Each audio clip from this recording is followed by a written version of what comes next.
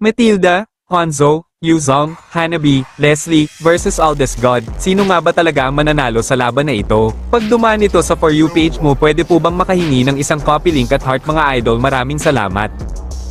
Early game pa lang ay parang napapansin ko na parang iba yung ginamit nilang strategy. Nag-push sila sa top at sa bot, habang yung isa naman ay nag-German cut. At para malaman nga nila yung Aldous ko sa early game. At dito naman alam ko namang kaya ko siyang patumbahin dito, pero bakit bigla siyang nawawala na para bang may pandaraya na ginagamit? Kaya agad ko naman itong sinabi sa kanila na bakit bigla siyang nawawala. At napatumba nila ako dito, kasi parang na one hit delete ako ni Leslie kahit alam kong kaya ko siyang patumbahin, na para bang may pandaraya siyang ginagamit, or sadyang naglag lang ba talaga ako? At sabay sinabihan ko sila na nagulat ako sa damage nila, at nagtataka na talaga ako bakit ang sakit kaagad nila kahit early game pa. At dahil sa mga pinagagawa nilang gumamit ng pandaraya, at pag-push sa ibang lanes para matapos agad yung laban namin, kahit yung rules namin ay only mid lang naman. At dahil doon ay kaagaran ko rin naman itong ikinagalit, kasi para bang ininsulto nila yung nag-iisang hari sa lahat ng Aldous user. Paano ba naman kasi, 5 na nga yung kalaban ko ngayon, at ako lang ang nag-iisang harapin silang 5, pero sila pa yung may gana na gumamit ng pandaraya. At lalong-lalo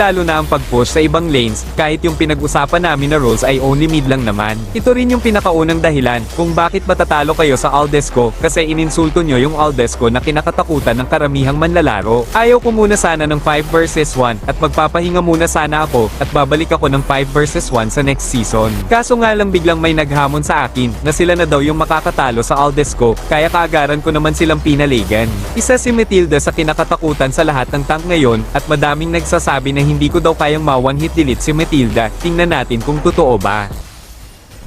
Totoo nga na nawala siya sa mapa na wala sa oras. Dahil ginising nyo yung natutulog na halimaw mag-Aldous sa lahat ng Aldous user, walang iba kundi ako lang naman. Kaya hindi na ako nagdadalawang isip na ubusin silang 5, at wala silang kaalam-alam na nag-activate na yung pagiging Aldous God ko. Kaya kahit nasa loob ng base ay kaya kong pasukin. Uubusin ko pa sana sila, kaso tinapos na ng minions ko. At kasamaang palad ay panalo pa rin ako. Sa gustong sumali sa 5 versus 1, comment na lang mga lodi.